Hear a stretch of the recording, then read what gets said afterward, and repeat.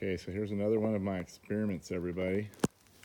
I'm up here at my ranch up in Winters, and I'm gonna have this place ready for Airbnb for you and all your friends soon. I know I've been saying that for a long time, but I want to make it perfect first. I've been working on it since 2011. It's now 2019.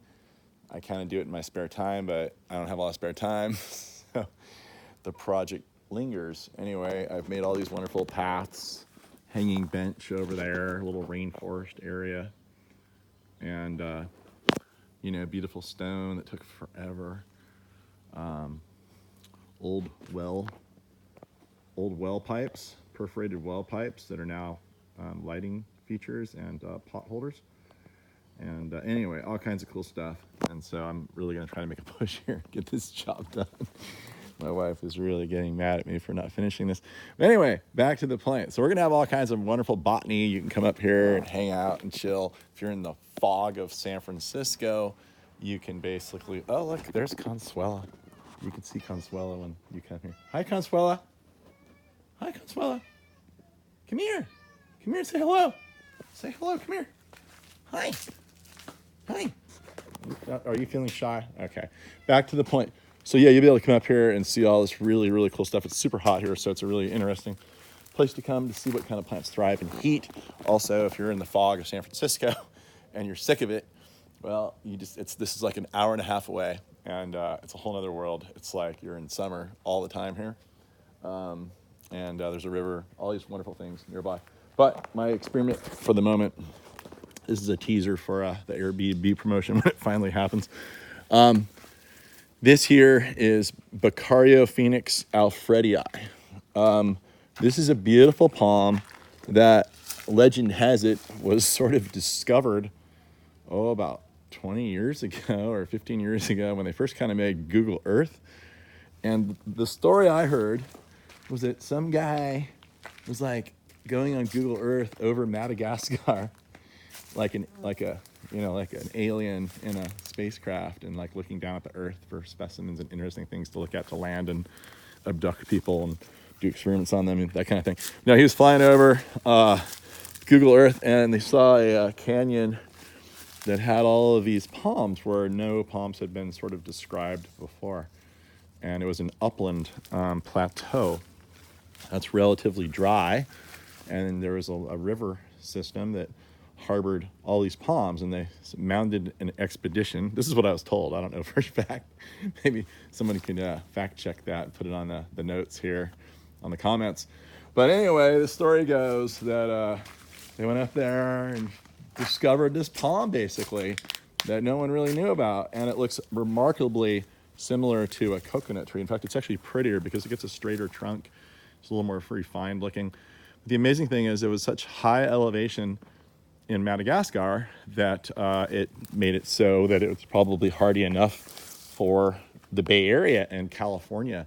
And the fact that it was low humidity, relatively low humidity, gave it a good chance of living in places where, there's going to be lower humidity. Like here is the lowest humidity anywhere in Northern California. I'm nearly certain they were historically growing apricots here and drying apricots here. That was the big trade out of this place. The whole railroad got put in because of that. And that's how the town was started, because of apricots and drying apricots. That's how dry it is here.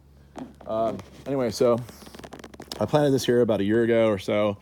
And, the foliage that the tree comes with, it's not a good indicator, how it does, when you move it somewhere. Like this one's not so pretty, and neither is this one. But it's holding up. We get 115 degrees here, and my I've learned about my phone. This focus gets locked, focus and exposure, and I have to hit the screen to stop it. I apologize, but so this foliage here was foliage it came with, and so it's not acclimated foliage. So you never really can judge a palm on the performance of the foliage that came with upon being planted. What you can judge the palm on is once the palm does become acclimated, how the foliage behaves. And you can see here, this foliage is behaving very well. Now it is in full sun here, getting blasted on. It's in the shade right now. It's in the shade of my Brahia brandigii right here, fantastic palm from Baja. It's really beautiful because the foliage is really translucent. See that? See how translucent that is? But wonderful tree. You'll see that if you come here. But I fully expect this palm to grow up and look like a big giant coconut tree in the air here. And I'm really excited about it. It's Beccarriophoenix alfreddii, the Madagascar Highland coconut, I believe is the common name. I'm growing a whole bunch of these at our nursery down in Southern California in the hopes that, this is going to be a new fantastic palm to use.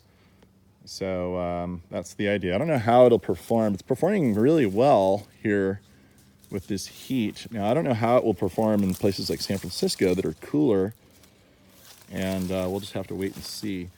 But look how pretty that is. And the spears are totally happy. I think we've got a winner here. So we'll have to wait and see. And I'll give you reports on this tree over the years to see how it's doing. Beccarriophoenix alfreddii up here in Winters, California. And I promised to get this place ready for you. You'll be able to come here and chill and get out of the fog and have a great time and luxuriate amongst my beautiful tropical foliage.